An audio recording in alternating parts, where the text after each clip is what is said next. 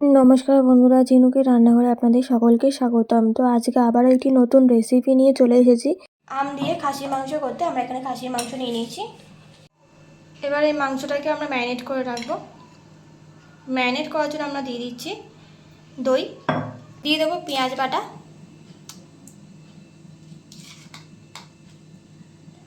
এবার দিয়ে দেবো রসুন বাটা পেস্ট,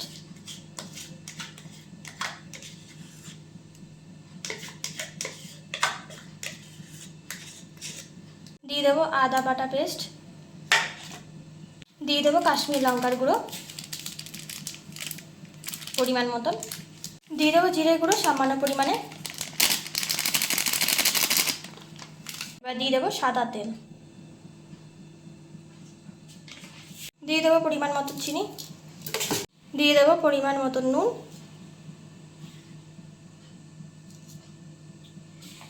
দিয়ে দেবো হলুদ গুঁড়ো। এবার এটাকে ভালো করে মিশিয়ে নেব।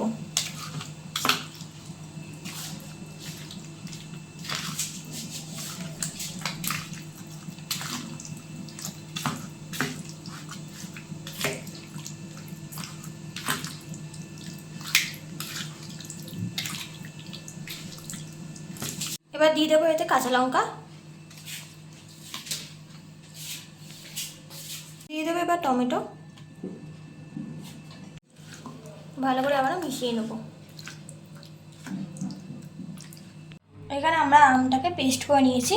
এবার এর মধ্যে দিয়ে দেবো আমের পেস্টটা। তো আমরা এখানে হাফটা দিয়েছি আমের পেস্ট এবং হাফটা রেখে দিয়েছি রান্নার জন্য। তো এবার এটাকে আমরা ভালো করে মিশিয়ে নেব। এবার এটাকে আমরা ফ্রিজে রেখে দেবো। এখানে আমরা 6-7টা মতন আলু নিয়ে নিয়েছি। আমরা এখানে পেঁয়াজ কেটে নিয়েছি। কড়াইতে আমরা সাদা তেল দিয়ে দিচ্ছি। তো আমরা এখানে সাদা তেল ব্যবহার করেছি, আপনারা চাইলে এবার রান্নাটাকে সর্ষে তেলেও করতে পারেন। তেলটা গরম হয়ে গেছে, এর মধ্যে এবার আলুগুলো ছেড়ে দেবো। আলুগুলোকে একটু হালকা লাল করে ভেজে নেব। তো দেখুন আমরা আলুগুলোকে হালকা লাল করে ভেজে নিয়েছি। এবার এই তেলের মধ্যে দিয়ে দেবো গরম মশলা ফোড়ন, গোটা গরম মশলা ফোড়ন দিয়ে দেবো। এবার দিয়ে দেবো 2টো তেজপাতা,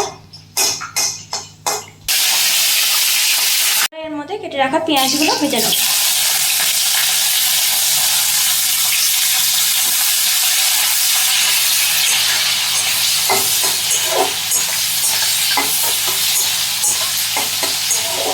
পেঁয়াজগুলোকে হালকা লাল করে ভেজে নেব।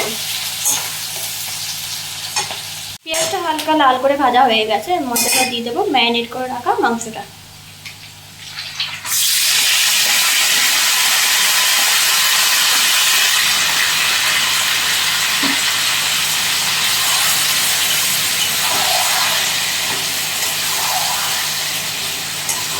তো ভালো করে মাংসটা কষিয়ে নেব।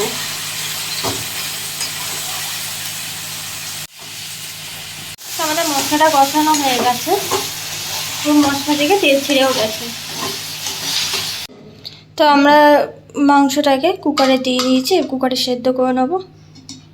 এবার এর মধ্যে আলুগুলো দিয়ে দেবো।